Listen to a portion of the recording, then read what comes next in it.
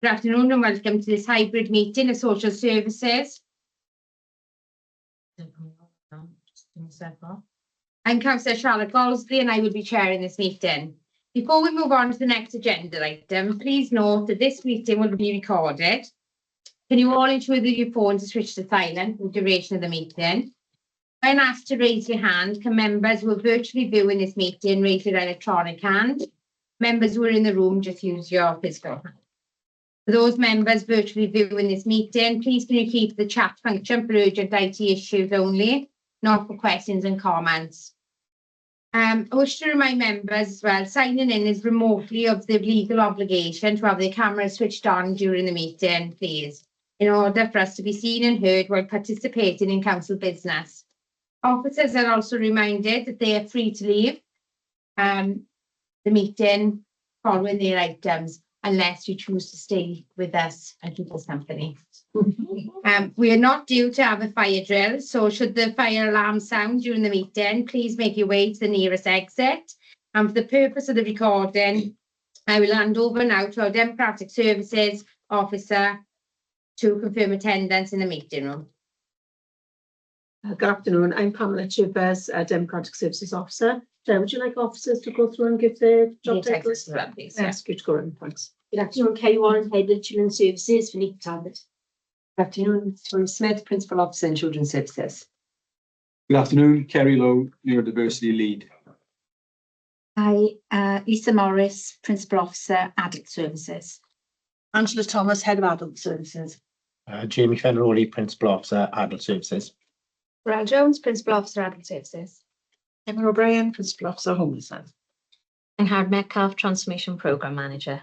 Maggie Hayes, West Glamorgan Shared Lives Manager. Adrian Bradshaw, Principal Officer, Adult Services.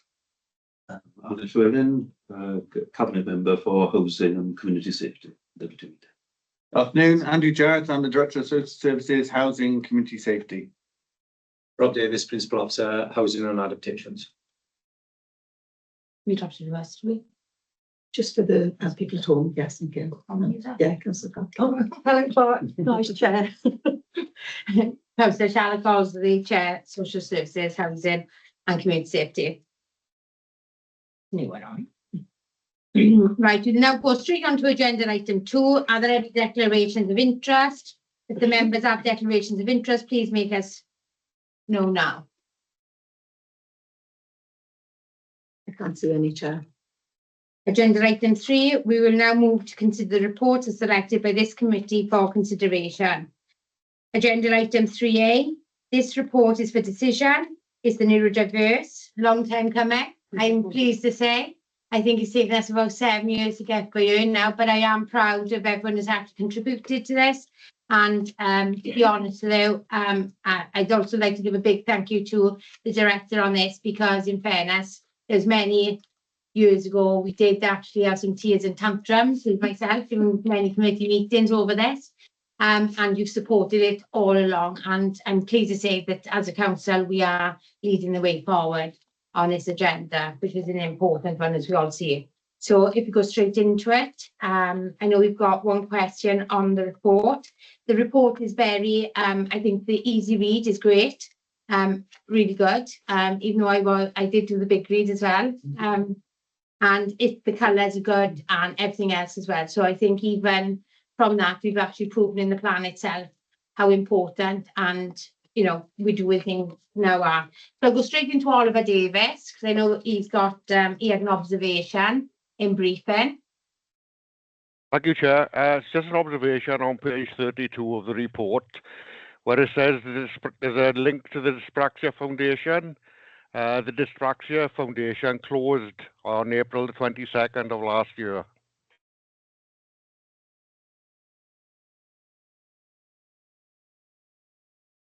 Yeah, if I may answer the question. Councillor Davis, the website for the Dyspraxia Foundation is still operational. It still has a great deal of information available for the public. Whilst they may not be active in terms of contact and communication, it's still functioning. I checked it this morning. It still has a great deal of resources and information which would be very helpful for the public. it also links to Dyspraxia UK. So that might just be a revision that we look at the end of the fourth quarter to revise some of those contacts. But it does have a great deal of information which would be helpful and relevant. Can I come back, Chair? Yeah, of course, can. Right, when you said the link is still open, when I checked the link, is there a different link to what I'm using? Because I typed in the Dyslexia Foundation and all it comes up with is permanently closed, and there was no further link on my system. And I use two different search engines. Not other search engines available, but I went through Google a little bit earlier today, and that linked through to the Dyslexia Foundation with Dyspraxia Foundation and Dyspraxia UK. So it may just be that it's aligned to the two, but I can certainly revise that to provide some more clarity. Okay, thank you very much.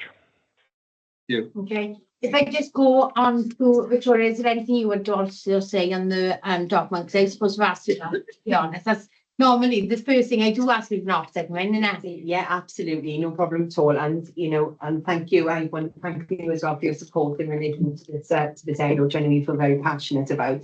And it has been a long time coming, but I think we've been out for consultation now, and we've had that feedback, and some of the feedback really relevant, like the colours, changing the colours slightly, and I think that's been really, really important from the consultation. And I guess it's about making sure now that this isn't gathering dust on the shelf, but this is a real plan that we're going to be doing across the service. So Lisa and I work closely together with Kerry to make sure that this plan goes out across children and adult services. So we've got a plan on a page, and what we propose is that we bring a yearly, pull a yearly report together from that plan so that you're able to see, I guess, what work is undertaken.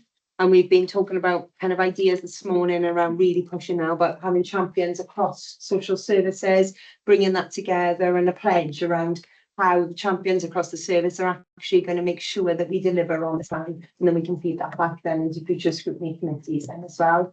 We're also working with the regional picture. So as you rightly said, it's great, but this is an MPT plan, but we're linking with our regional partners in Swansea.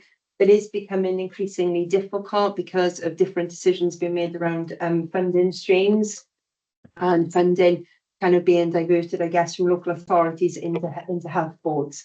So there is a massive focus at the moment on waiting lists, which we know is a struggle, isn't it? But we're working, Kerry chairs the Children and Young People's Board, and that is something that's coming into that board as well around how care experienced children and young people, for example, about how we support them as corporate parents, isn't it, when they're on waiting lists, etc. So there is a lot of work going on in this area, and we really want to make sure that this isn't just a plan that's in a folder somewhere, that we actually show how we as social services put this into practice, really, so we can come back with a yearly report.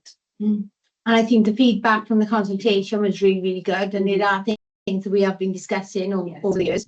I also think that it's an important part in that as well, and I've been saying it for some time now because I think it is really important, is that so many people will focus more on the diagnosis constantly rather than the awareness and the understanding of themselves.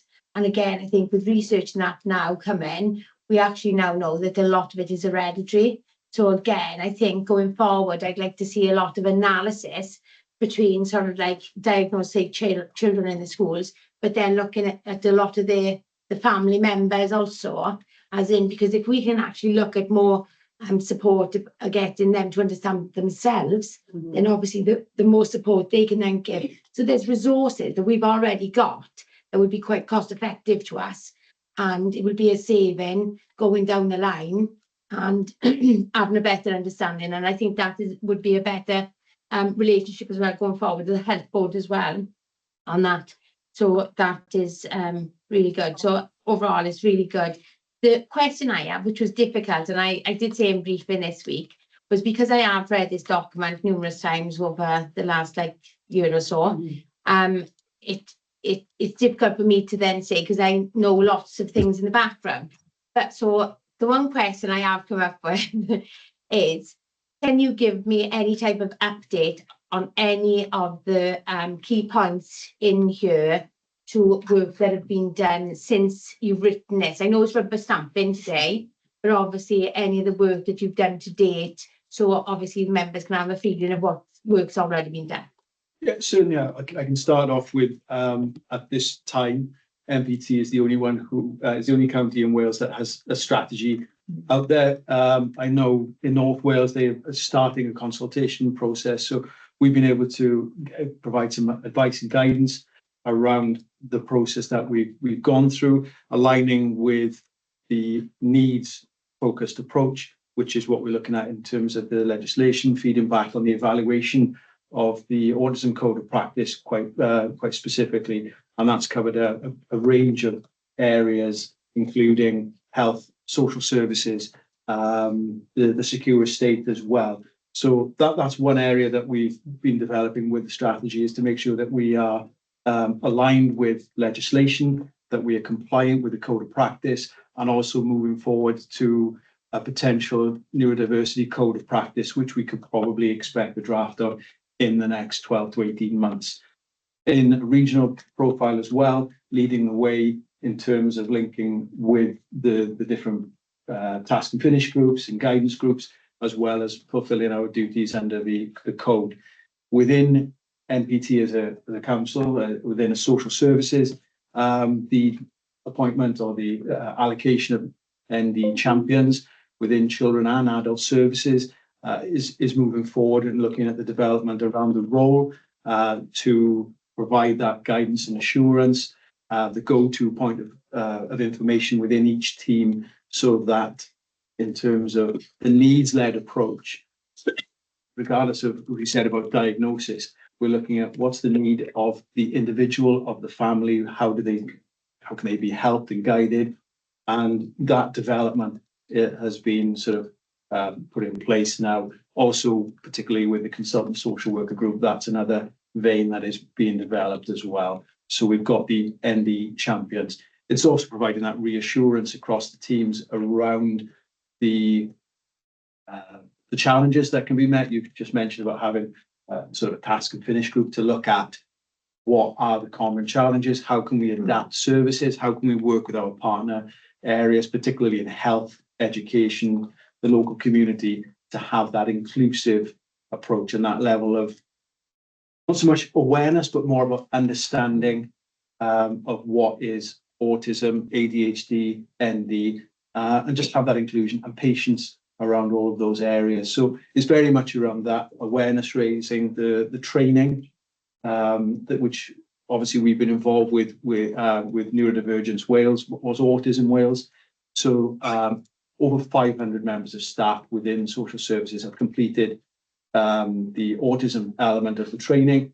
There's also ADHD training, which has been released, and there's Tic-Tourette training, and more training that's being developed, which is free and is available across the public and professional barriers as well. So those are some key areas around the awareness, the understanding, training, and having that ND lens in consideration of, is it diagnosis led? No, let's look at what the need is and meet the need and support those individuals and those families in terms of understanding their own environment, themselves, the children, etc.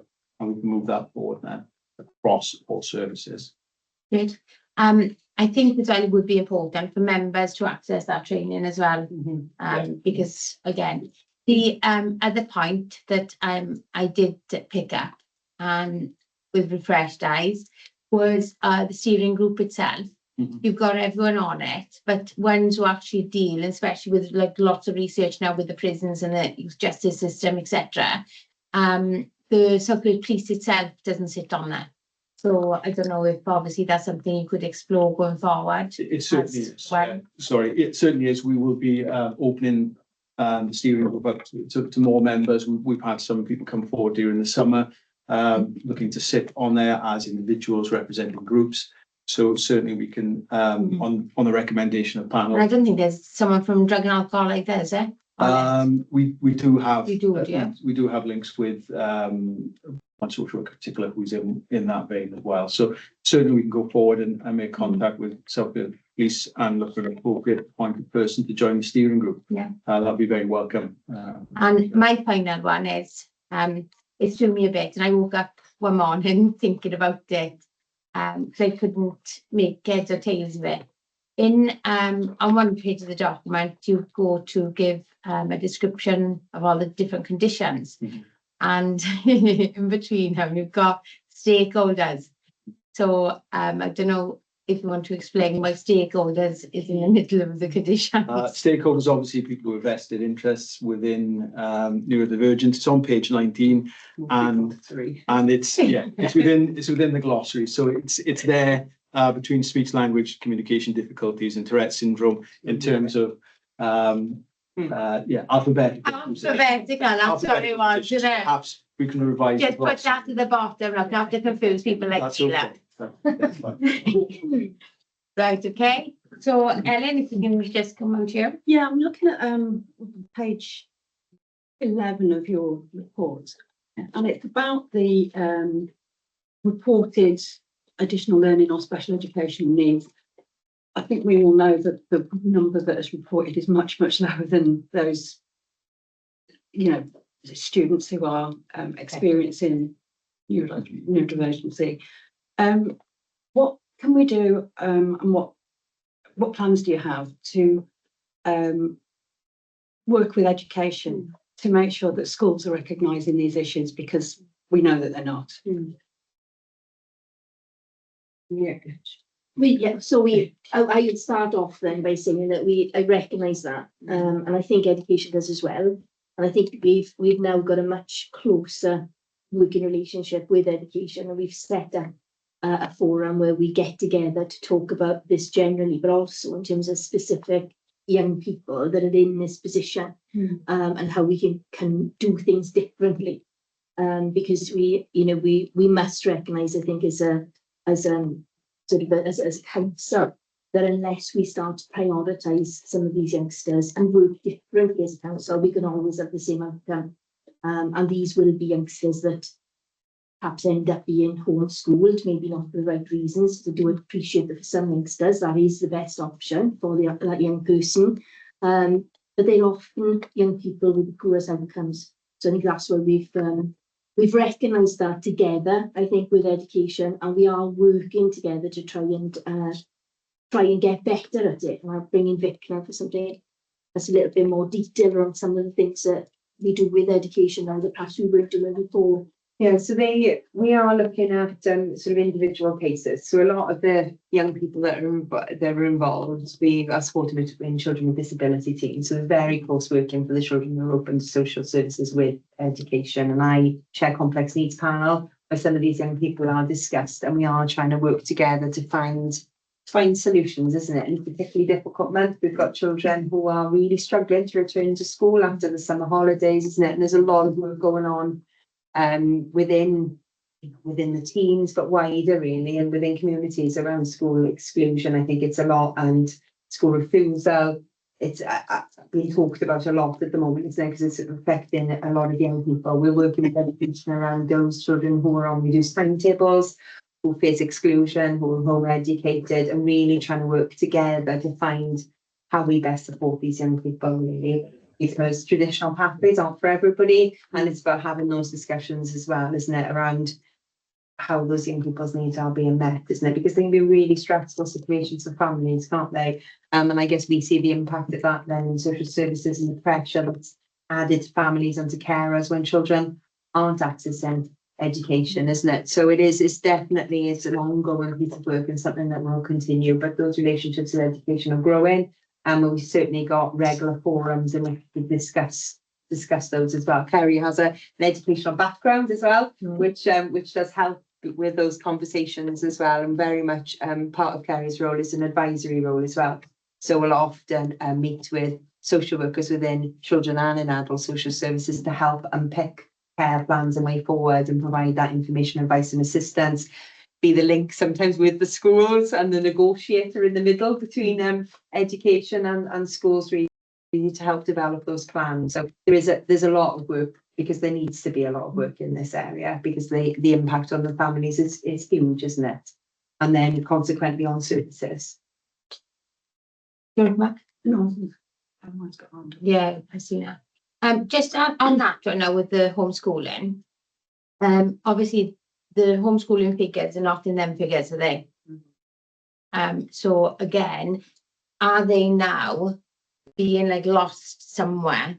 Like, because obviously if they're homeschooled now, they're not obviously in our figures in the schools.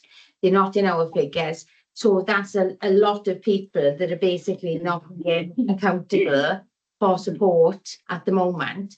So maybe if we could bring them figures into our figures, then maybe, because it's not, because normally we're always told that, oh, it's education or it's social services. Well, these seem to be in the middle. So if they're not in this education system, then just for us for stats and analysing things, I'd like to see them figures basically, you know, being given to us for us to know as well, so they're not like lost anywhere. I mean, this is it's a social services plan, Yeah. isn't it? So it's a children and adult social services plan. And I guess we are reliant on our colleagues in education to provide figures. But I certainly think that there's conversations that we can have with education and take that back as well. And I guess certainly we've discussed this area of practice and we within corporate parenting panel as well, particularly focused on our care experience children and young people. But I think we can look at some of that data, but not all of those children will be open to social services, isn't it? So, but we can certainly link in with education and see what we're able to we're able to bring back. No, that's fine. That's fine. If I can bring Caroline in, please. Oh, hiya. Yeah, Helen really got in there. I was going to ask the question, you know, how do you work across directorates with education? Because I suppose if needs aren't met in education, then quite often they'll fall onto social services as a result. So it's really feels like a cross-directorate policy in some ways. But no, it's just really great to see, you know, the diagnostic pathway in there and the adoption of awareness. And for me, the mandatory training, I think that's great because that doesn't happen in education. So it's great to see that that's happening within social services. And just from my perspective, it's just lovely that awareness just raises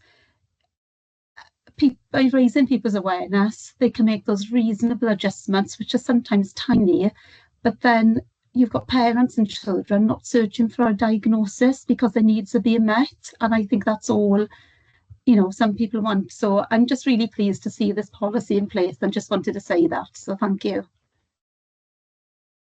Thank you, Caroline. Right, okay. Just to finally say, yes, it has been a long time coming. You know, it's my favourite report. It hasn't always been, Karen, you Jace. It is now, it wasn't then. But it is a really good example of the directorate working together. So obviously this is across children's and adult services, and the officers have been tremendous. Yeah, they are. Brilliant. Yeah, so big thank you to everyone on this as well. So I'm proud to say that I'm going to proudly propose, and can I have a second, please? 1 second.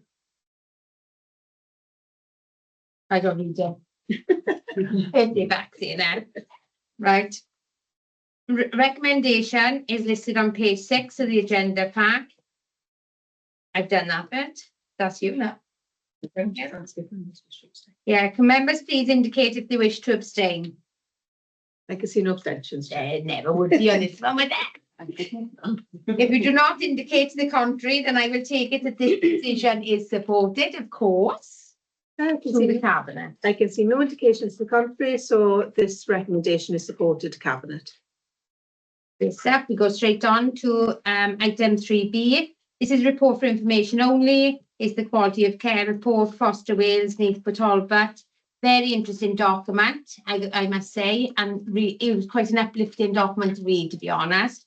The only concern is the number of, like, say, new carers with the old age stuff and that. But again, it's one of those things that we've seen through many of the documentation that we've actually read, where we've identified we've got a problem, we're actually working on it for a solution.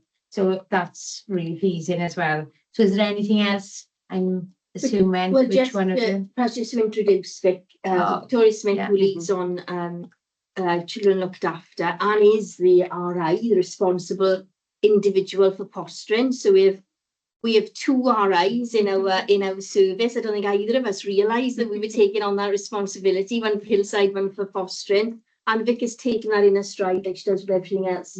And bearing in mind the brunt of the work that we're doing at the moment within children's services all falls down to one or two principal officers in the main, and then they pull together as a team. So just wanted to recognise that really, because it is it's a piece of work that involves the whole of the service, particularly the fostering service gathered together, isn't it? And there's a team behind it, but it is a great deal of work. So thank you for recognising that. I think it's a quality piece of work, but it's one that we have to provide every year, is it? The annual report? Yeah, an annual report. And I guess it's, it's a pleasure putting that together. We had a positive inspection last year, which was great. And what it also did, as much as nobody likes going through an inspection, what it did do is give us a really good baseline and a really good health check, I guess, of the service. So we are aiming for the recruitment. We've got some ideas around marketing. We'll be coming back with a paper around how we think we can attract more carers and what that could look like. So I've got some papers lined up to come by a corporate parenting panel to look at that.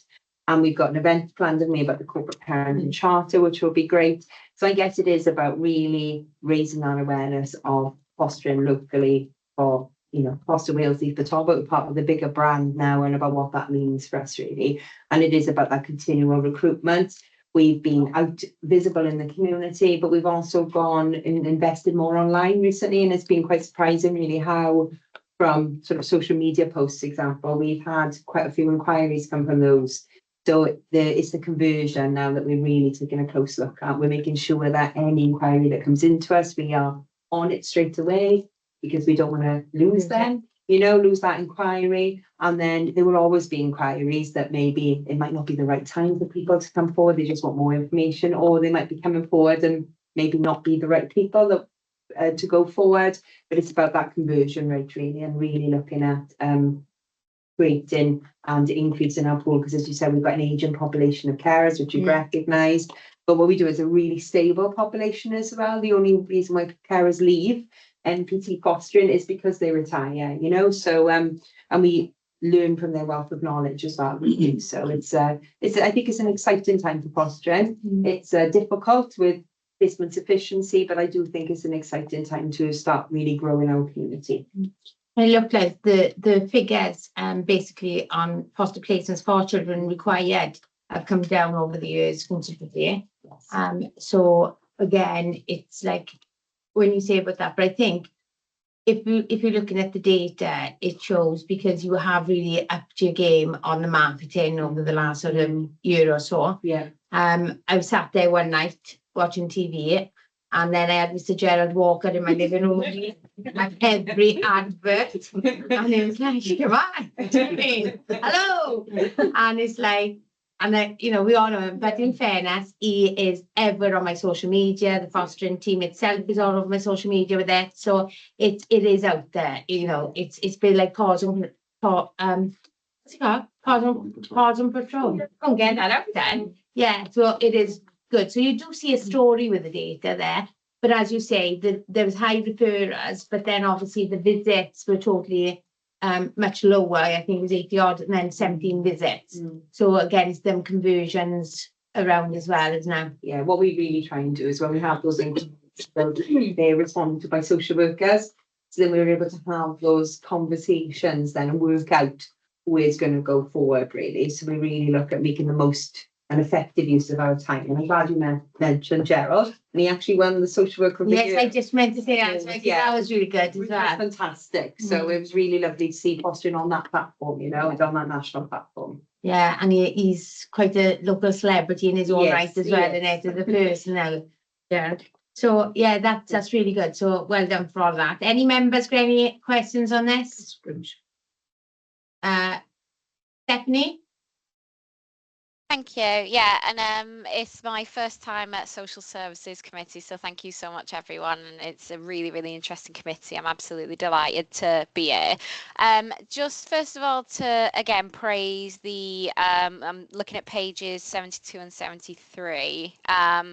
Where there's a direct decline of the number of children who have had 3 replacements 3 placements or more in a year, because I know how disruptive moving placements can be for children, especially in their formative years. I did just want to ask, there has also been a decline in the number of approved foster carers, which has been steadily declining over the years. Is there a particular reason for that? Are there any kind of indicators that we can look towards for that? I think there's probably a number of different reasons. I think when we've seen coming out of COVID is I think people have made different life choices. And I think across the country following COVID, we've seen a decrease in foster carers, whether across all local authorities and in the independent fostering community as well. So it is a trend that's starting to pick back up again, pleasingly. But I do think this, and people are making different decisions for cost of living, etc. So we've seen that across the board. We've seen it within adoption services as well, where there's less adopters coming forward. So I just think it's a national trend as opposed to a local trend. Yeah. Going to come back, Stephanie? Yeah, thank you. Really quickly, that definitely helps understand. Just looking at the data, though, the decline does start kind of well before COVID. It's kind of interesting, though, that this is a trend across the board and not just locally as well. Is this having an impact on provision for children? Have we got enough placements, or are we a bit concerned about that? I think we're in difficult times. I think we're in difficult times across Wales. I think we do have placement sufficiency issues across Wales. We also have eliminating profit from the care of children that's happening in 2030, and that is going to impact on all commission placements. We're currently looking at our response to that, and we will be able to bring a paper back to look at that, because I think it is a risk that we've raised within the service. What we are doing, we're doing a number of different things. So we are continually looking at, and our view is only those children who need to be looked after are looked after. So every decision about a child coming into care is made by carers in the service. We've also invested heavily in preventative services to look at alternatives, isn't it? To really look at how we support families, because we know that's the best outcome for children and young people. But then if they do need the service and they do need to be accommodated, then they are looked after by the local authority. Wherever possible, we look at placing within our existing fostering community. We do have commission placements, so we've got low numbers, which years gone by, 2012, I think, was our highest mark note, where we had very high numbers of commission placements. Those are significantly lower now. So I think we've got 17 children at the moment in commission fostering placements. And we're continuously reviewing and looking at those plans. I mean, across Wales, I don't think there will ever be enough fostering households for what is needed, but certainly we're striving together to do that. And that's part of the strapline of Foster Wales. It's about us all coming together as 22 local authorities to be stronger, I guess, to have more of a consistent approach to fostering, more of a consistent offer, supporting one another. So, for example, we've supported our regional partners if we've got a placement that might have an age range that we're not using, and then they can use that placement. So there's a lot of work collectively as a community. So very sort of long-winded answer, really. But it's certainly something that's on our agenda, and that's our more marketing focus really going forward. We're able to identify those areas that we struggle, and that's where we really focus on the marketing going forward. Yeah, do you want to come back, Stephanie? Are you happy with that? No, I'm happy with that. Thank you so much. Okay, no problem. If I can just bring the director in a minute, please. Yeah, thanks very much, Chair, and thanks very much, Councillor Grimshaw, for that challenge. I think that's a really good set of questions around our foster care provision. I think probably my assessment would be we have got sufficiency in some areas, but it is about having the ability to match the right children with the right foster carers, and we don't always have that, which is why we have to sometimes, on the odd occasion, place children with independent fostering agencies, which is not good.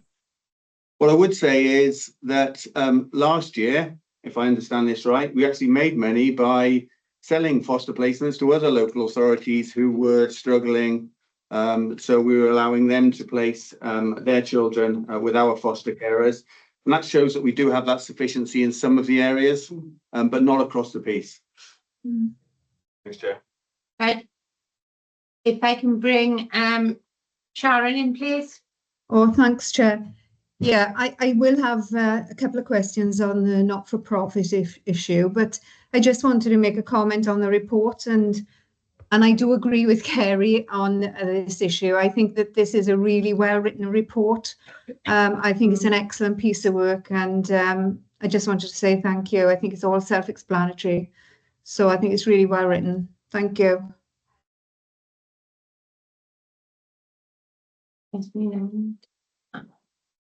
There was something, and there was a question I had as well. Right, okay, yeah. I just want to pick up on something here. Is just a question. You know, on the transformation projects, basically it's the draft business case being completed on page 71 for the development of an internal residential home, which is aimed at the expansion of local provision.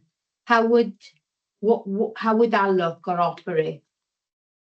If that can, and at what stage are we on that? Really good question. Yeah, and the one underneath it as well, because you've got the on a residential project as well, with children with neurodiverse and learning difficulties as well. So if you can answer them both together, yeah. We've got two potential options. So we are finalising the paper as we speak to go before the director very shortly to look at some of those options really. And I guess that is what we need to work out really about the finer detail underneath. So I think the decision we've made is that we need to go forward and develop a residential home because we've not got one locally. And that is the way, I guess, to do with the eliminating profit and making sure that we've got sufficiency in that area within residential care. And then the other project as well is around a regional project to work with the health board. So the regional project is that we've looked at developing something as a region with the health board. And I guess the area that we've looked at is the kind of very complex care end, because that's the area where it is more straightforward, believe it or not, because it's the area where we all produce the pot in, as it were. So there's a financial agreement, and it's recognised that those young people who need that support, that residential care is probably sometimes the only plan, that they wouldn't be matched within foster care. They would be matched within a residential setting. So that paper is actually going before the director again in the next board meeting to look at the finer details around that, because we've got to get that right around funding arrangements across local authorities and across the health board, I think, before we progress that further. But from a local point of view, we've got a business plan now. We've got what that looks like. We've got where we feel that that would sit, I guess. But it's about the finer details, and it's about how we sign off really from Kerry and Andrew before we bring that back to you around how best to do that and what's the most kind of cost-effective way, I guess, of doing that going forward. Because we know from Hillside. I guess we've learned kind of, we've got that experience of we from Hillside that we can bring into this as well because of the staffing, and that we've learned what other local authorities have done as well, and the areas that have worked really well and the areas that they find difficult. So staffing in residential care is quite difficult, and attracting staff and maintaining the staffing base. So those are sorts of things that we need to iron out really. But I think going forward with the eliminate, I think that's the way we've got to go down that route. Okay. And my final question as well on unaccompanied asylum-seeking children. Can you just give myself a member just a little brief how they obviously come in, because obviously lots of them have had to leave their families and everything else. So if you can just give me a little bit of an outline about that process and some examples, if you can, I'd much appreciate that. Yeah, that's no problem at all. So the unaccompanied asylum seeking children and young people come through via the National Transfer Scheme, the mandated scheme from the Home Office. So each local authority is about hence being saturated as the area where all young people come into. So it was a UK-wide response to that. So across Wales, they allocate young people across all 22 local authorities. They do the same exercise in Scotland and in Ireland as well, to make sure that, I guess, as a whole country of the UK are supporting. It's quite a difficult process. The young people are assessed when they come into Kent. They are age assessed to work out whether they need an adult provision and support or whether they're classed as being a child. Then we are told by the Home Office, so myself and Kerry have an email that say, you know, this young person is 16 years old, so they're coming to you, you need to provide them a placement within 5 days. So that's quite difficult. It's often quite difficult because we don't always know whether they're the age that they are being assessed as. We also provide support for children and young people who come from all different countries, all different languages. Some of the issues we've found are the discrimination that we see between this cohort of young people themselves. So that can be quite difficult. So to date, we've supported 39 young people. A lot of them now have turned 18 and are supported as care leavers. So currently we've got 13 young people who are under the age of 18 that we're supporting. So we are pulling the paper together on that as well, because I believe in the future committee, you've got a report coming from Chalet's End of the World around refugees and asylum seekers. So we felt that that was the missing bit of the link, really. So I have got a full report that I can bring back. But it's been a new area of practice for us, and we've learned as we've gone along. And we've learned, well, things work well and things that are difficult. And one of the biggest difficulties is these young people aren't given a choice. They're not given a choice where they're dispersed to. Most want to be in London, Liverpool, Manchester, and if they do come to Wales, they want to be in Newport, Cardiff or Swansea. They want to be in a city. They find it very difficult. Particularly in Pembrokeshire, Carmarthenshire, which is even further out than us. We do work with Swansea, so we've got some regional projects with Swansea where we look at supporting young people to be together, and then because most of the services are there, but we're looking at developing our own services locally. There's wider impacts on health and education, as you can imagine, because of the ESOL lessons, and then there was competing priorities with the Ukrainian response at one point as well. So that was quite difficult to manage. So it is an area of practice where we're learning. And you know, it can be really difficult, but also can be really rewarding as well. Support these young people. I think we've learned as a service, and I think we've developed as a service for the better by supporting. Okay, yeah. Yeah, just let committee know. So when this first started, I wrote to the Home Office as the chair of the Children's Safeguarding Board, basically outlining my concerns around the safeguarding risks with dispersing young people in the way that Vic has explained to you all. The difficulty is that you have young people who come into southeast of England, they put down roots there while they're being assessed. And so when they're asked to move, and they're asked to move to places like South Wales, West Wales, up to northeast England, in Scotland, etc., they don't want to be there. They don't know anyone there. They've not got people who they could call their community there, so they run off.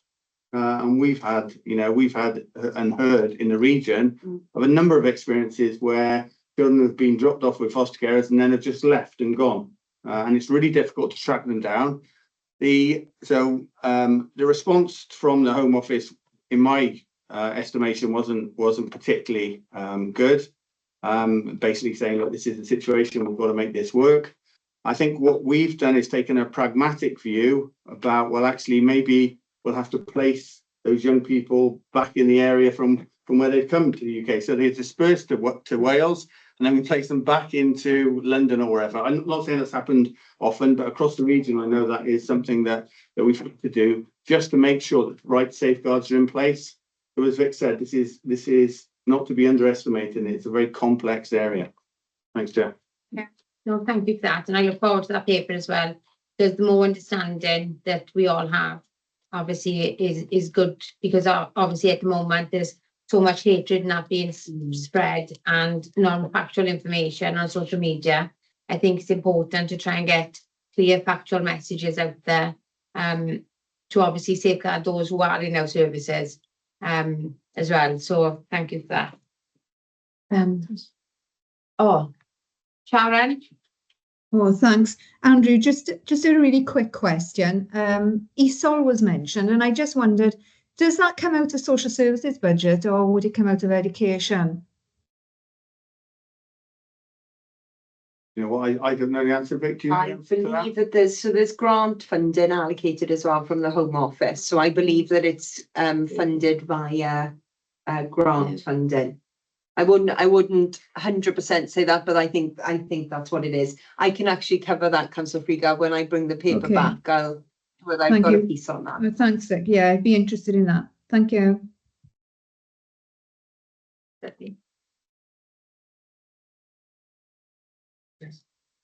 I got so engrossed in that, I lose my place. See, I gotta cross that out, you know what I have to. Yeah, so now we go straight on to agenda item 4A, outcome of the adult family placement care inspectorate Wales inspection report. Again, this is another area of great comfort, I think. It really excites me, Shared Lives. Having visited before, obviously since I went out and visited, it's obviously come back in-house, which I welcome, as I do with any of the service, to come back in-house. So again, who's speaking on this? I was going to say a few words, Chair, if I may. Yeah, so as you say, this is the first inspection that we've had since the services came back in-house in May 2024. It's a good report and testament to Adrian Bradshaw as the responsible individual and Maggie Hayes as the registered manager who delivers the service on a day-to-day basis. You will see, I know there's been a question on the registration. This is a standardised template where if this was a residential care home, it would say residential places 50. We could have 2 or we could have 200 adult family carers. In Neath for Talbot, we've 125. But we will be bringing a further report to you later on in the year about how we're diversifying the service.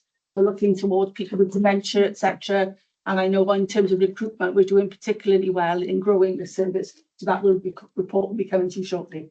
Yeah, great. Is there any questions of anyone? I thought this was a very simple, detailed report, 4 pages long. Love it.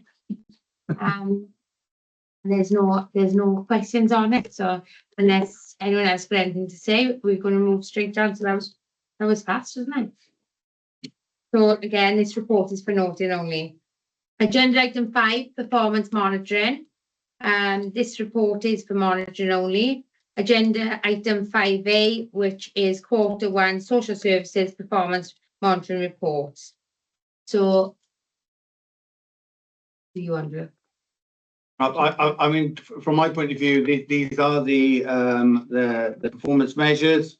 Hopefully you recognise a lot of these as measures that you've seen. Hopefully they are now in a format which you are happy with. Certainly from my point of view, the trend analysis is really important. So where you can see what's happened over time, you can see whether we're doing better, whether we're doing worse. And as always, I give the caveat, which is these are just the figures. If you've got queries about this, then the important thing is to look into detail around that. So we're happy to take any questions today on any of this. But if there is detail needed, we can go away and we can give you the detail because we will know some of the qualitative information behind this quantitative information. Thanks, Chair. Karen? Oh, thank you. The Yeah. hand up. I know this is just the second compliment today. I just want to say thank you. This is what we've requested. I think it's really valuable information. And as we go forward, we'll become more familiar with it. So I just want to say thank you for that. But I hope that we could consider what the chair said earlier about perhaps adding some home tuition into that data to make it a little more complete. But thank you for that, and it's very welcomed. We did also have a question in briefing. I can't remember who asked it now, and obviously there's no hands up, so I'll ask it myself. Is on the measure 1, the household successfully prevented from becoming homeless. Obviously, someone wanted to know, you've said about the 75%. What happens? So the question was, what's happened to the 25%? I've had a quick look through those cases for Q1. There was 13 cases that were unsuccessful.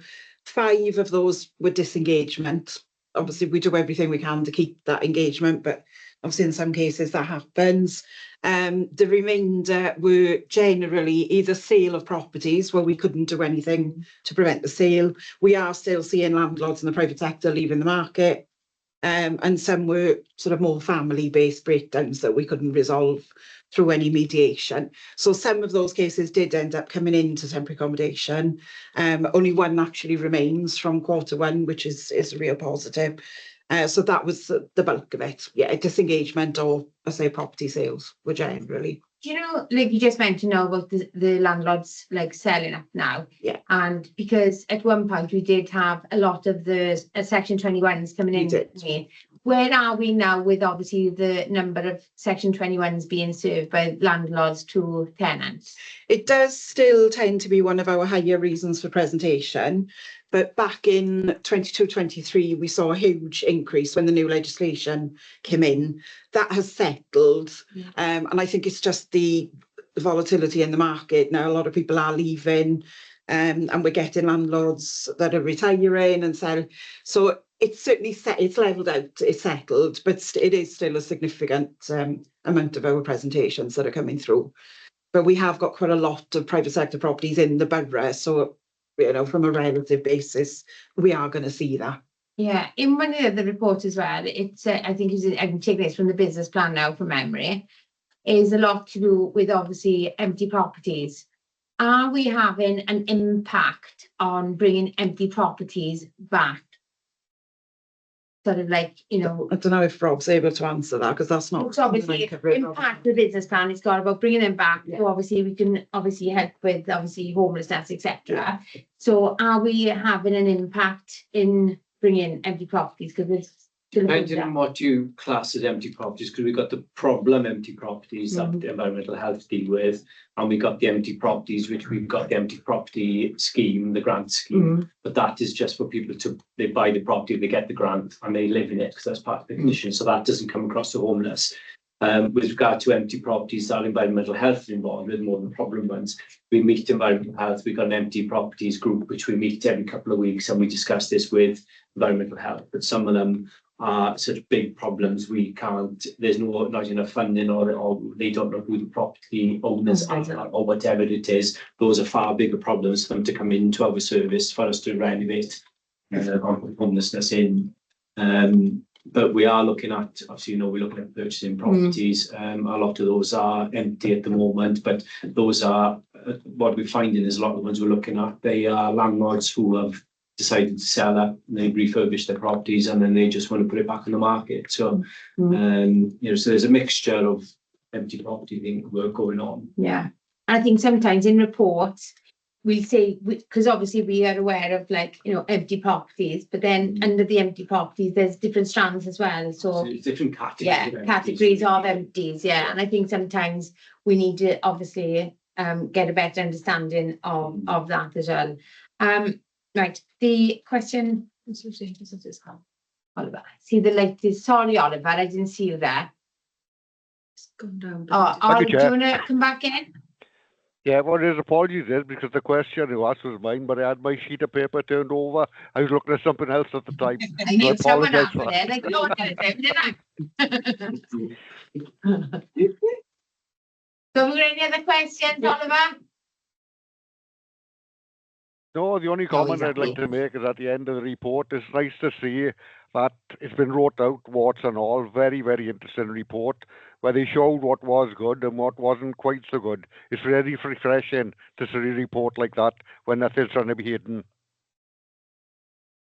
And I said exactly the same thing to the director before we come in as well, because I totally agree there. Right, measure 3, and I would bring in as well measure 4, Angela, which are yours, domiciliary care and also the residential nursing. The increases there, and it seems to be going gradually up. Well, it storms up on the care homes. Is that a concern for us? Right, two things. So I start with the externally commissioned domiciliary care. The reason that one was presented to members is that alongside that, we needed to present the Tremor-Glyn capacity and how that would reduce if we had a reablement bedded capacity within the Talbot County Borough. I will be reflecting on Tremor-Glyn when we go through the business plans, because that hasn't actually started to operate yet, and I'll explain that in a minute. The residential figures, I understand, are incorrect. I've been spoken with Ian, who's on the call today. We've implemented a new IT system. I've looked into that. There is no way we've placed 80, 90 people into residential beds within the last quarter. We haven't got that number of beds available. So we're doing some work in the background, and I will rejig that and have an explanation next time. No problem at all. Anyone else got questions? No, I'll go check. Right, and the last one goes on the measure 6, the number of children on the Child Protection Register. So obviously looking at the chart at the bottom of the page, on page 8, I'm assuming that this is the number, are they new coming in each quarter? Are these new cases coming in each quarter? Or it's just, I'm not sure, because that's quite... My apologies, Chair. We are struggling with my eyesight. So all right. So it's line. That's fantastic. All right. Yeah. That's all. So it's changing, because if someone's obviously been abused, they've been abused. So it's not really in quarters. I wouldn't have thought. So the numbers going up and down. So I didn't know whether or not it's new children coming in, or I don't know how that works in that chart. So I just wanted you to confirm that for me. Yeah. So if we looked at, for example, I know Ian will be silence this so badly, and but looking at, so if I, the way as you know, the head of service, if I was looking at, you look at say 83. I'm not looking at that chart, Ken. The bottom one up.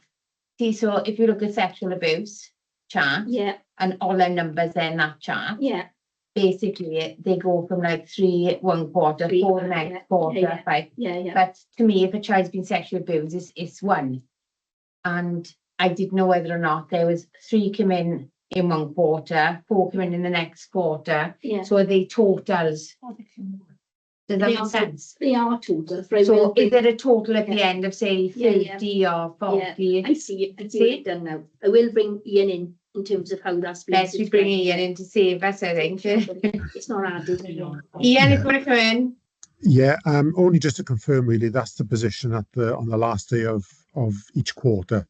So there will be ins and outs, registrations and deregistrations throughout the 12 weeks, effectively, of the reporting period. So what you see there then is a snapshot as at on this occasion, the 30th of June. You had 60 children on the register, and then that's the breakdown of the categories of registration are listed underneath. So if obviously they come in on the register for whatever the reason is, that then is just that same child coming back in on the register, obviously because of that reason. I think we need to be clearer on the reporting, to be honest. Because it is what you're asking is it children that are remaining on the register, and we're counting that, and how many are new that have been registered? I think we need to have that. Because that would be the total amount, wouldn't it? And that would have children who've stayed on and any new one would come off. And I think it's because of the reasons they're coming on to it. Then that's like thrown me a bit. We'll make that clearer. Welcome back in, Andrew. No, I was just going to say that when a child is registered on Child Protection Register, they're registered for a period of time. There'll be a number of months before then, and there'll be a review. So they don't have. It's not reviewed every week or every month. There's a set time frame. So. Is that why then the numbers goes up and down then? Because it's once the review is, if they go off, they might go off. Right, okay. That makes sense then, because that's why it's going up and down on the figures. We'll be clearer with you, because we need to describe something that says that. So in that quarter, excellent children were removed from the Child Protection Register. So you'll be able to see why there's why there's changes. Once we know, we're all right. It's Yeah, that's just that it's a bit, good that's all. question. Yeah. Any other questions now? No? Okay. This report is for Norton. Yeah. Only just because we're trying to keep refining these reports so they make the most sense to you as members, so you can provide proper scrutiny. Would it be helpful, I wonder, if under each of the measures we ask the officer responsible just to give a bit of a debrief on why we think things have happened? Yeah. Or trying to explain what's happened, why something's gone up, why something's gone down, etc. Well, if I can just come in there, because like Ollie said earlier on, I think the report on the back where we basically shown our warts and all, basically it shows that we obviously, it gives you that information of the do's and don'ts. I think if we could have something that the reason for it, but then maybe a brief, what we're trying to improve it, or maybe it doesn't need, well, there's always room for improvement. So again, if there was that sort of briefing, sort of like in that sort of style that you've done on the back reports. Yeah, absolutely. We could absolutely do that, Chair. Yeah, no problem. And I think there is something about, you haven't asked a question about it today. I thought you might, about registrations and deregistrations. So children who are coming off the child protection register and then are re-registered within a certain time. That is an indicative of what something that might be happening, which is of concern. So you'd want some reassurance about that. If that continues to rise, then you'll want some reassurance from the head of children's services about, well, actually, what does that mean? We haven't got that together. We haven't got that in that. Oh, yeah, you got my Kerry. I think you would just register. I know that is something that we've provided in the past, and that's something perhaps that we could front load. So if there is changes, we take that as a narrative into the report. It's on it's measure 8, number of re-registrations on the self-assessment register. So they're not big numbers, and you know, Kerry will have explanations to all of those. But that is something which you would want to watch. So again, if we had officers noting something on the bottom, that would prompt you then to either be reassured or to ask a question about it. Yeah. And then, yeah, because obviously on that chart, it goes 0 for a long time. And then but you know, like sometimes when you're looking at these charts, you look at 4 and you think it's not a high number, but in this particular area, it is. So, yeah, I agree. Sharon, you want to come in? So Freeguard is always very important. Haven't come in so far, Sharon. I thought we dropped off. Well, I gave the compliment because it is something that we've asked for a while, and it's good just to have the data there at this point. And I was going to raise the fact that we were at 1.7, weren't we, Andrew? But that was like in 2022. So we have made some progress there. But it has been, I think I've asked Kerry in the past, and it's been around, I think, 2 or 4, Kerry. So we seem to be at that level. So I'm hoping that that's not going to rise. And obviously in the future, we can discuss how we can perhaps get it down even lower. But things will happen. I understand that and why they are re-registered. But I think it's important to keep the tables as they are at the moment, because they are easy to read. But your point about giving a little comment, if there is a spike somewhere or other, would be very useful. Yeah. But we don't want to make it too onerous either. And if I could come back in there, because I think that narrative would be really helpful, because the way in which we set up in children's services encourages families, partner agencies to tell us things. So you'll have seen, you know, probably one of the most awful situations play out on the news last night in Wales, where you know, a child was killed at the hands of grandparents. And I think what we've created conditions where family members will tell us, they will refer in, partners are encouraged to do the same, and workers themselves. So if they're worried about something, they don't manage that risk in isolation, they will tell us. So it's important that we interrogate that information, and you see that because often it's a safeguard in itself. It's coming in early enough before something escalates to a point where there is a tragedy. So we will say to families, within Neath for Talbot, we are supporting a high number of families where there is domestic violence. That often in those cases there may be a partner there where there are several children. It is unrealistic of us to believe that even with the best intervention and the most supports available, that a mum, sometimes a dad, will be able to leave that arrangement, that marriage, that sort of family for good. Human nature is such that things happen, and quite regularly families will reunite. Mums and dads will get back together. So we've created a system where we can have a period of stability, maybe of 3 months, 6 months, and that support is available, and then they come back. Well, that we've created a condition where we would be expecting to be told about that at the earliest opportunity, and that would be one of the reasons for then recognising now there are once again child protection concerns, and we would look at convening a conference and interrogating that information, which could mean if a child is suffering or likely to suffer significant harm, they would be re-registered. So that's the kind of information I think Andrew is right, you need to see that makes sense of that rise. Yeah, I agree. Yeah, perfect.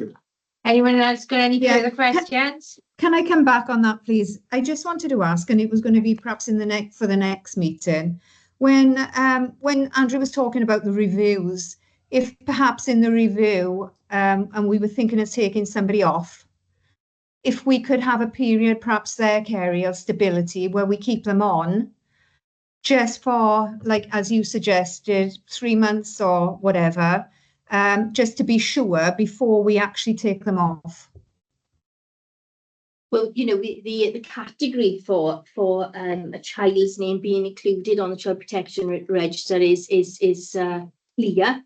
We have to be able to evidence that a child is suffering or likely to suffer significant harm.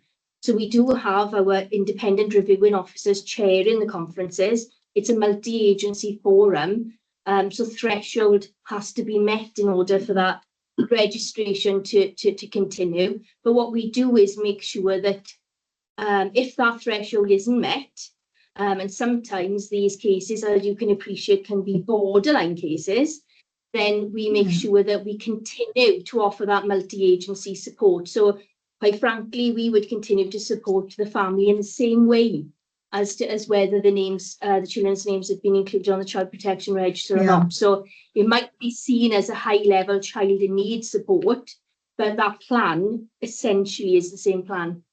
So Kerry, if they're borderline, and it's recommended they come off, but they're borderline, wouldn't we keep them on? Because obviously we've got 4 back on re-registered, so at some point they came off. How would that work? Well, we have to be able to evidence that that a child is suffering or likely to suffer significant harm. If we're not able to evidence that, right, then so that we have to work within the law. But I'm guessing, judgmental. Is it? So it is judgmental on our part when we take them off then, and perhaps that's why we're having them re-registered. It's evidence-based, so we would need to make sure that threshold is met in terms of that evidence. But we describe these situations where perhaps there's worries. There's worries about, I use, the example of domestic violence where there may be somebody back and forth the house that, we've got concerns that might still be happening, but we've got no evidence to suggest that. So they would be sort of a borderline case as I've described.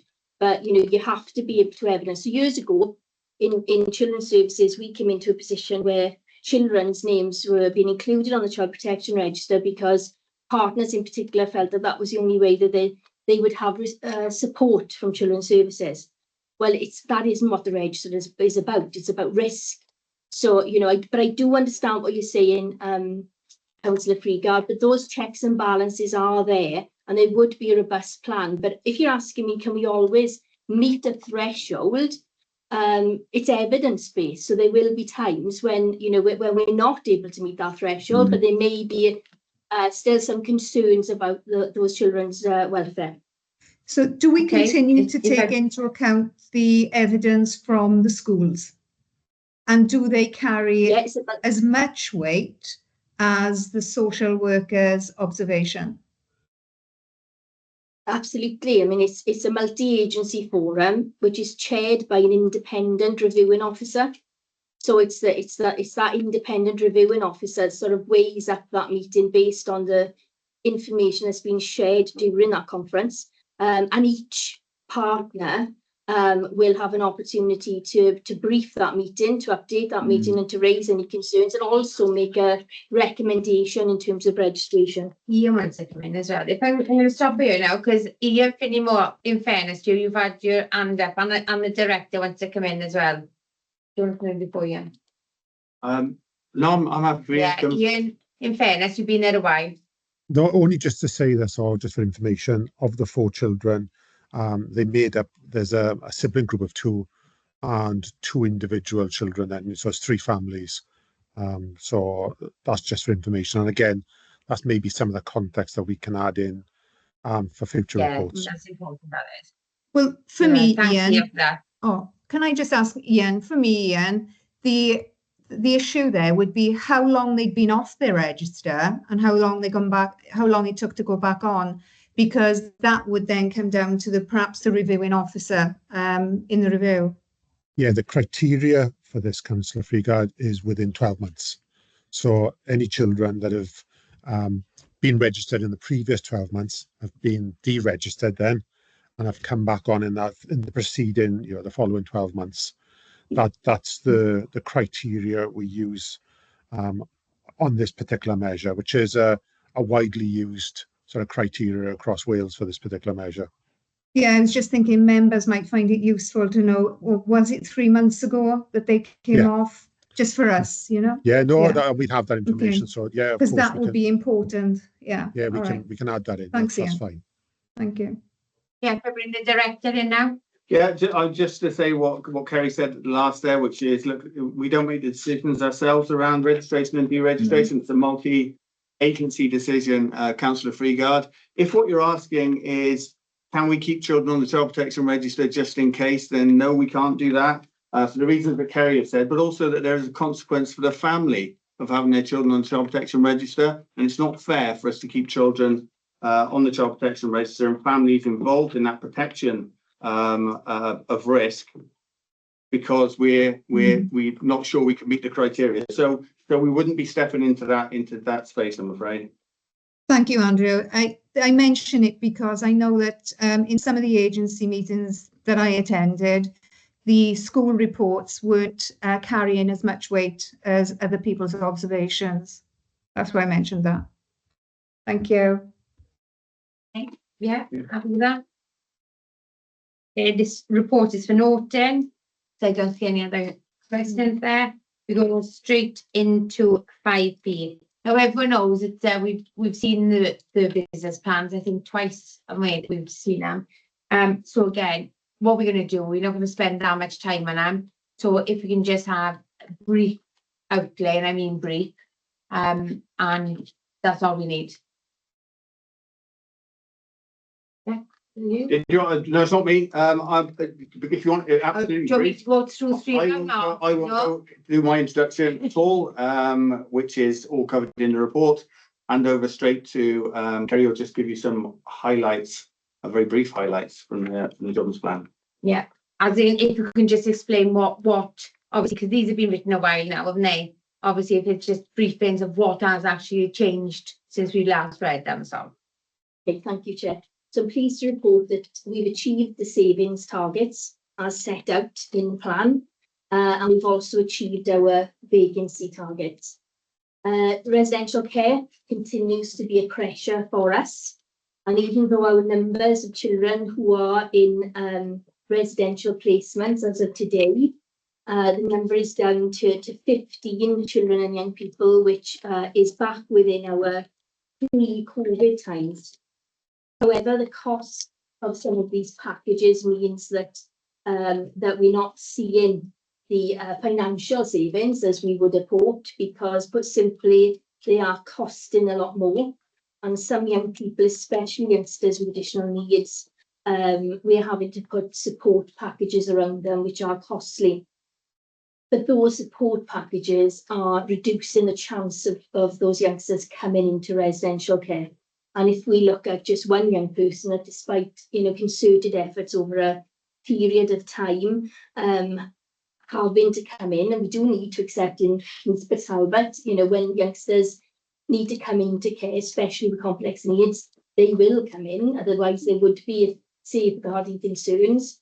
That young one person of himself is proven to be our highest cost placement, isn't it? Although the costs are shared between ourselves, education, and our health colleagues. So it's a good news story. You will see savings, maybe pushing it a bit far, but certainly it's settling down over the next 12 months. But even though, as I say, the numbers are coming down, the cost is still pretty steady. We have just finalised a draft children's review, which we've spoken to you about, and that is the first time, certainly over the last few years since COVID, that we've taken a close look at children's services and the way it's structured. And as I've said to you previously in this committee, this was taking a proper look at how we were doing our business post-COVID. And you'll be having that report, the next cabinet, and then scrutiny, and what we've learned from that. And as I've said to you previously, it was around perhaps looking at increasing the number of doers, as you can call it, councillor. I love a doer. More practical support on the ground to support families, to support social work teams, and too many at this point in time sort of decision makers. So you'll see the report reflect that it'll be much more, as a service, we'll be much more responsive to families when they need support during evenings, during weekends, at times when the pressures at its greatest, a much more flexible service. And I think it'll help us be the most resilient as a workforce that we need to be over the next 3 years, which are going to continue to be very challenging. You'll see the business plan talks a lot about relationships. For us, it's about how we all work together as a directorate, as a council, and with our partner agencies. That allows us to make much more progress than we would otherwise in relation to some of these youngsters, and in terms of moving some of these strategies forward.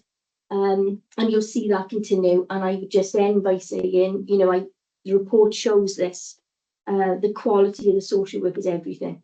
And from a financial perspective, the stronger the social work, cheaper it is. It allows us to go in earlier to families, offer that lower level support. And when that is top notch, it reduces the number of times that a family situation, if you like, escalates through our service. I'll end it there. Okay. Any questions? Yeah, Sharon? Thanks, Kerry, for that. Yeah, I got a real concern about on the business plan page. It's page 22 on the plan, 148 on the actual page. I think somebody mentioned earlier on, I think it was Victoria, said that a report was being prepared regarding the elimination of profit from care of children. And I wondered if we did have we got the implications of what this is going to cause to us in the future, as to whether or not we need to be lobbying Welsh Government about this? Because you mentioned we've got issues with foster care at the moment. How is this going to affect us, really? Because we need to be acting now. If this is going to have a detrimental effect on us, then we need to be acting now. Yeah, that's a very good question, Councillor Freegard, and I think, you know, our response as a council, I know that the director has made representation. We've done that as heads of children's services across Wales. No one is disagreeing with the basic principle that we have got, you know, providers out there that are making an absolute fortune on the back of cash-strapped local authorities. But the way in which that, you know, needed to be managed has given us sort of concern. We have a very good transformation programme in place that looks at how we increase, you know, our offer in terms of, as Vic has already mentioned, residential care, in terms of how we attract foster carers, and to be as ready as we can be before this becomes law in 2030. We are under pressure, as you can see. You know, we've talked about placement sufficiency, but we've also had a grant from Welsh Government as part of that Eliminate agenda to help support us in sort of being ready. And I guess I'd say that we are better placed than other local authorities that have much higher numbers of children the children looked after. And they will find themselves in real difficulty. I'm going to bring Vic in because she's writing things down now at the side of me that I've forgotten, which includes our, what's that say? So I'm currently pulling together an eliminating profit implementation plan. So it's basically looking at drawing on all of the things that's going on. So for me, Councillor Freegard, this has become part of core business and my core day-to-day job really in response to briefing Carry On Eliminate and how that's impacting on us on the ground really. So we have a transformation project programme, as Kerry's already said, and we're expanding on that. So we are pulling together this kind of implementation plan to make sure that we're as ready as we can be. And there's lots of variables to that. There's lots of things that we don't know as well, which we can't control. So for example, we don't know what the market is going to do. So at the moment, the markets are quite closed-lipped then really. We've gone out for market engagement events. I think the initial event that we went out to with our commissioning colleagues, nobody gave a straight answer really, and I don't think people really know. I don't think people ever thought that this would actually become law. So we don't know whether private providers are actually going to move to a not-for-profit or not. So I think that's causing us difficulties across Wales in order to plan, because we just don't know some of the answers. So what we're trying to do, and what I guess was already embedded into practice for us, was looking at our children who are looked after and the population and seeing what we can do to support them, and also looking at developing our fostering offer. We've been doing this before Eliminate Profit anyway, so I think we're probably in the best position we can be in these circumstances. We're part of regional and national groups. So myself and Kerry sit on a number of groups, as does Andrew, through the discussions with other directors across Wales, where we are looking at collectively as a nation how we can come together to look at some of this stuff really and share ideas. And that is where, you know, Foster Wales came out with that really, about the business plan, looking at residential homes sort of regionally. So councils grow in their own really, but for us it's more than just building stuff, isn't it? It's about making sure that whole offer's expanded. So we've looked at our supported accommodation offer for older children and young people as well. So this is something that's embedded now in our core practice really. So we are able to bring the implementation plan back for if you felt that was helpful to see all of the work. But it's a lot of what I've already discussed today. But I will have a document that pulls all of this together. Going to come back, Sharon? Yes, please. Yeah, I'm really concerned about the future, because obviously the grant is short term.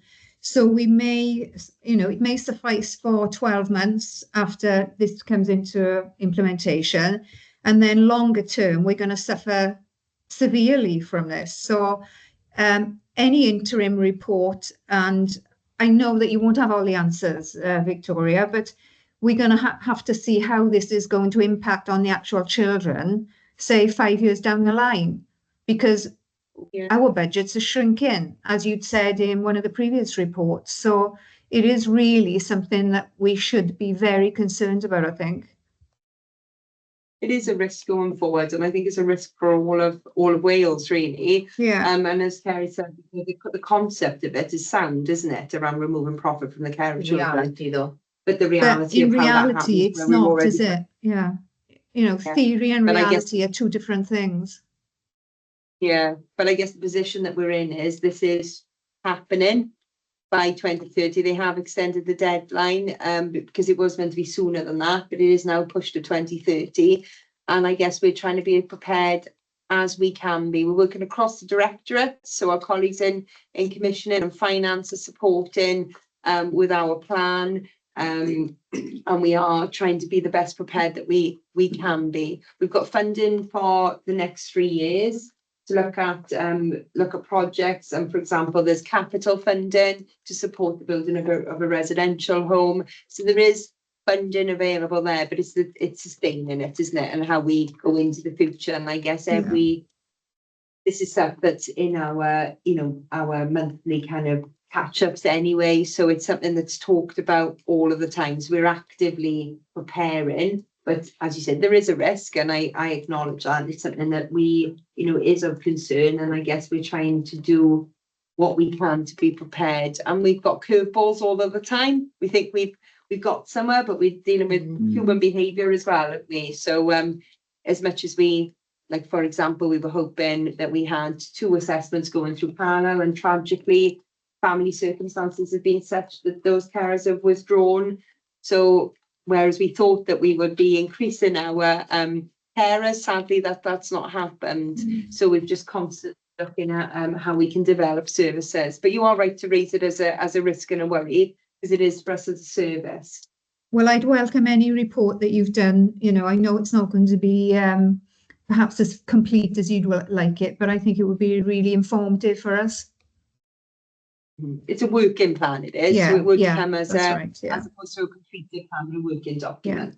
Okay, thanks. I'm just going to bring the director in now. Yeah, just to say, I think Councillor Speaker got absolutely the right question, and it's a real concern I've had for some time. I think Victoria's putting a very positive spin on it from my point of view. I think it'd be helpful, Victoria, if you just said, because we were promised across Wales that this would be fully funded by Welsh Government. If you can give the figure that we asked for and the amount of money we've actually got, that would be helpful, I think, for members to know.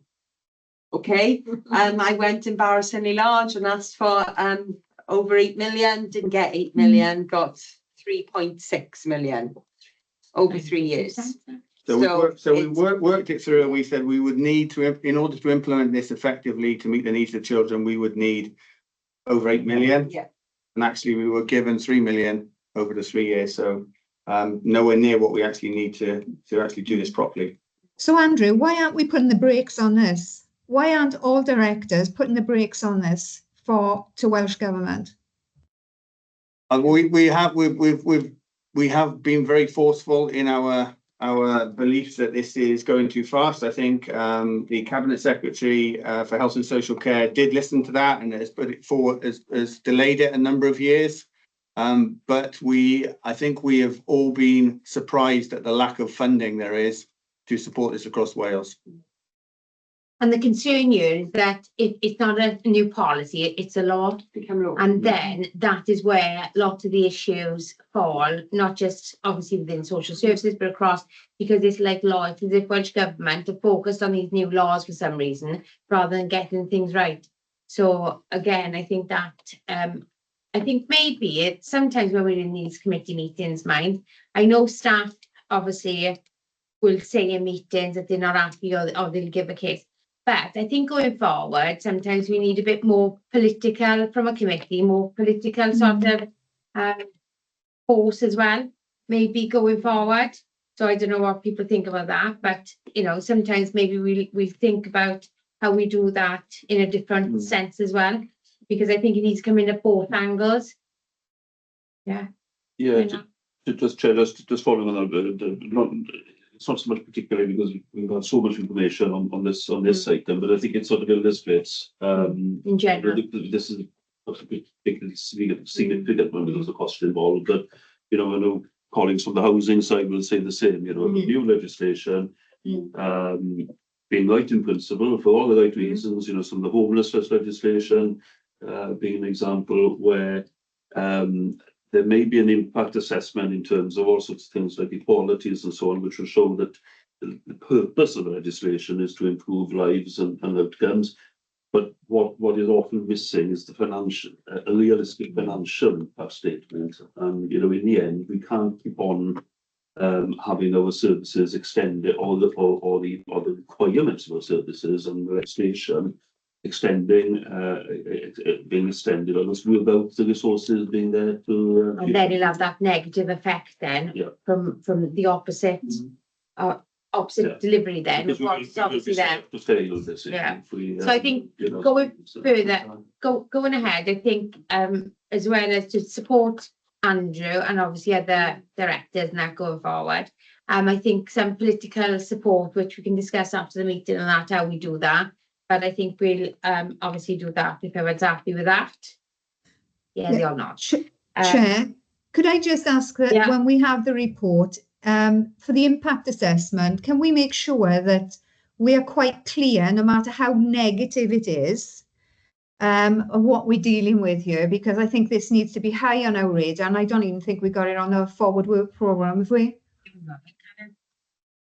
Yeah, I'm sure, I'm confident Victoria could do an honest one. Yes, absolutely. And absolutely. Well, not so much honest, but comprehensive. Yeah, absolutely. And it is. It's a risk and it's a worry, but it's low. So I guess you know that it's difficult, isn't it? And it's things that we battling every day to try and get through. And as Kerry's just given in her head service update, the cost is rising. So I guess that's a real risk. So as much as it's kind of you're bailing out the water all of the time. So it's one step forward and 20 back all the time. You need to start lobbying now though, because once the law has been put in, that's where the cost in that is. So I think lobbying now needs to be done rather than after the House have voted. Yeah, right, okay. So we, let me think. There was something else. Do you know what? I'll ask you that one after. That question after. It's just more information. Are we just going to Angela? Yes, sorry, I'm not going to cheer up this committee either this afternoon. You've always cheered us up, aren't you, do? In a similar vein to children's services, if you look at page 154 of the business plan, that sets out £3.9 million we're set to deliver this year. On top of that, we've got a £1.3 million vacancy factor. Currently, we're projecting to over deliver on our vacancy factor, but I'm constantly looking at whether we're delivering safe services as we hold more vacancies. But the bad news on the 3.9 million is that we're probably about £3 million adrift as we stand currently. If you look at what page 154, you can see the big ticket under there is the £2 million developing in-house and alternative provision. We are largely reliant on our RSL partners, etc., to get those things delivered and over the line. And in there includes the Getley Gron development as well. Just to give this committee reassurance, we are doing everything we can as a management team to deliver the required savings. But the reality of what we're dealing with is rising costs, complexity and demand. As much as we can cut down on slowing things down, things are coming through the door that much quicker. And if I could move you to pages 160 and 161 of the report, that sets out the actions that we set ourselves this year to deliver those savings. Now, I'm confident and I can reassure you all that all of those, with the exception of a few that I'm going to point out today, are on track to be delivered. If you look at AES01, sitting beside me is Jamie Fenneroli, who we've recruited as a critical friend. Jamie's come in to challenge us on processes, practices, structures. Are we delivering as efficiently as we can be? And the likelihood is we will end up with a restructure at the end of this process, and we're looking to speed this process up. AES05, you can see there we've established a small intensive support team. This is where we've had to repurpose our own service staff to deal with those people that police, probation, health and prisons have said and walked away. So we are absolutely having to create people who haven't got those skills. They're going to be reskilled very quickly to keep those people in their tenancies. If they come in to us, the alternative is anything between a £3,000 and £8,000 a week residential placement. So that is what we're dealing with daily. We've put all the measures in place. Nobody can spend money, nobody can commission a service. You can't put a person in residential care unless it comes through the management team. So we're tightened up as best we can. And the only other area I wanted to raise today is along A513. So we said we were going to develop the capacity of the enablement beds at Tremaglin. We are good to go. We could have opened on April. We were told by health that they were having problems recruiting to the therapy staff. We pushed that back to August, and we had it all, designed and painted and made prettier for when people arrived. And only as of yesterday were we told that health are unlikely to recruit, but we can have the £300,000 to do so ourselves. So Sorrel, as our responsible individual for Tremaglin, is now trying to recruit physiotherapists and whatever to get that up and running. So not wanting to throw health colleagues under a bus, they are in the same issues as we are, but it's been very disappointing to do what we've been doing. And I have raised this for over 18 months to get here, and it's sitting there empty. And if it sits empty for any longer, I will be filling it with people who need to be in residential care. But that again pushes another £260,000 that I was meant to deliver this year, which is only going to be at least half of that. So sorry for the, thankfully I'm not last. I hope housing have got some more diet things. I'm sure they're going to brighten up our day now. Yeah, but that is just an honest appraisal of where I'm at the moment. We like honesty in here, and we do, no matter how bad it is. But to be honest with you, in regards to health, I think you didn't put them under the bus. They put themselves there. They lay down on the road for you to drive over. So, but that's the way it goes. Honesty is everything, and honesty is everything. But right, briefly moving on then to after Angela's depressing one, Emma, I'm assuming it's you, Emma. Let's do it. Yeah, I'll make a start. I'll make a start. So for us, you'll see from the plan that savings and income generation proposals come from redesigning homelessness services to reduce costs, and attempting to intervene early to prevent people from needing to enter into temporary accommodation. So we've talked around that today, and Rob and Emma have talked through some of the statistics. You'll see from our plan that we're focused on trying to develop a sustainable approach through collaboration and partnership approaches. So for us, we've got various internal and external partners, including Environmental Health, Warm Wales, and Housing First Network groups. We're working in the Strategic Housing Partnership and with Private Rented Sector Landlords Forum. And that enables us to focus on trying to develop shared objectives and develop new opportunities. But what we're also doing is really listening to people who access our services in order to design services that meet their needs. In terms of our community safety partnership work, our board continues to address priority areas such as violence against women, domestic abuse, antisocial behaviour, and linking in with substance use. And there's regional and national collaborations, including the Regional Contest Board and Housing Information Groups. For substance use and the Area Planning Board, we're undertaking a programme of transformation with public services working together to ensure that we are providing effective, holistic substance use treatment services for all people in our communities and families who are impacted.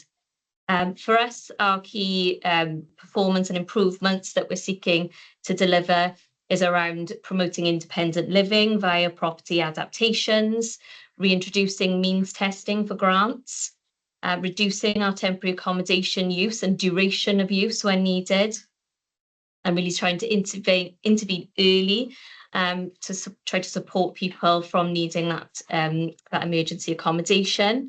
And we're coordinating our community safety and substance use partnerships and attempting to work together more collaboratively across the region. In terms of some good news, Western Bay is a top performer in terms of naloxone distribution and BBV screening. And we've also established a lived experience alliance forum. So getting together people with lived experience to tell us what we need from services going forward. And it's really important to us that we focus on successfully implementing our savings and income generation proposals and taking action on them at pace. And that will give us the savings that we need to be able to move forward in this sort of pressured financial time. I don't know if there's anything from any of the officers that they'd like to add and that I might have missed, but I think everyone's quiet. So I've obviously covered everything and stunned everyone into silence. Well done. But it went that bad. I'm no shilling. That's worse. It wasn't too bad. Andrew, do you want to mention? Yeah, thanks so much, and thanks, Harrod, for covering for Shelley, who is on the mend. I'm pleased to tell Scrutiny, and is hoping she's going to be back in the next 4 weeks or so. I'm not so sure, but she definitely is becoming more and more engaged with work again from the emails that I'm having. I guess what I want to say about housing is, and this plan, is that we're really struggling, as you hear, in children's services and adult services with the savings that we're making in year. Housing, what we promised from the restructuring housing and from building the strategic housing function was that we would make savings in years 3 and 4, significantly savings in year 3, I think was £1 million. I think our option is that we're going to have to fast forward some of that and do that quicker. So I've asked officers as near as this morning, actually, to start to think about what that might look like. It does mean we will have to revisit some of the things that Scrutiny haven't been happy with, and we will come back to you with some of that stuff. It does mean that we are going to have to do things which everyone might not be happy with. And I think as ward members, I recognise that you've all got you've got to defend your wards, etc., and have an interest in your wards. Don't disagree with that, but we will have to place some of these places for homeless people somewhere in Neath or Talbot. So we will need the support of council as a whole in order for us to do that and to move at pace around some of that. So that's my warning about what's going to be coming next to both the Scrutiny and the cabinet once we work that through the detail of it. I think in regards to obviously bringing things back and obviously issues around housing and wards, I think I personally, I wouldn't have an issue in my own ward, which I quite open about that. What my issue is the amount of support to the individuals or the reaction if something does happen. And again, when we look at even the fostering service or whatever, it's about matching individuals or children in the right environment and I don't think we've done that as well as we could have up until now. And again, so that to me is if you go in and you talk to the councillor and that, because lots of us have got issues with residents within our wards anyway. So it's no matter about backgrounds, this, that, and the other, an issue could stem from anywhere. But it's how we react if we obviously are doing things. And I think I've been very open and honest, Emma, all the way along on that, haven't I? Yeah. So I think that is the way forward. And then you get it right, Andrew, and the councillors will support you. So that's your little bit in there now. Yeah. Right, I think it's just for Norton. Yeah, it's just for Norton. Oh, and she wonderful, Pam. She actually gives me up now. Nearly 2 hours now. Sorry, Al. Sorry, Al. Sorry, I'll catch you. Get on record. I did take a sneak peek and we're one up, but I thought the Scotland service. Right, I've also got to inform you about the social impact bond task and finish group. Obviously, you're aware that we explored all this area to no avail in the sense of, well, we just couldn't get people to understand it. I think it was a lot of what was in my head was a lot better than the reality. I think you'll agree, Anne. So what has happened now is that we're still going to continue with the task and finish group with the objective of making recommendations, but based on the exploration of social impact bonds. We are going to rebrand it. But The aim was to assist with enhancing the budget provisions and help the council to meet the future projected increase in demand. Despite research, obviously this has not progressed, and I totally agree with it not there. But as time's gone on, we've come to more meetings and we've had a better insight to the need and want of obviously our services. Again, what we're going to do is refocus that now back to the drawing board. And again, we're going to look more around social services, transformation programs to focus more on assisting them. So again, like we've spoken about today, like obviously the children provision, extra housing. So even if it's more focused on accommodation and that across the directorate, and that would be good. So again, if any members got ideas to contribute, you can send them by email. So there's no discussion today now because obviously we've gone on like long enough now. But that's again for a future discussion going forward. And that's with that. The task and finish group also can be reconvened here to look at it and the best funding options to achieve. So that's my boardroom. Right. So agenda 6, item 6, to go through the cabinet forward work programme, and I'll hand over to Pamela. You seem getting quite tired now. I'm going to give her words mixed up in everything now. I won't keep it long, Chair. Just very briefly, the cabinet and the members have seen the cabinet forward work programme in the agenda pack. There's been no changes to anything that members have already seen. But if members want to select anything for scrutiny that is on the cabinet forward work programme, please can you let the chair or vice chair know, or myself. There have been some changes to the scrutiny forward work programme, and these have only been in the last day or two. With the at the request of the chair, 2 reports have been moved from the scrutiny forward work programme from the 29th of September. That is the homelessness prevention report and the Wales audit temporary accommodation report, and they will be moved to the 30th of October meeting. Consequently, there's been 3 reports that I've emailed officers today to request that they could be moved to a different date. Those are the domiciliary care service update, corporate safeguarding report, and the regional safeguarding report.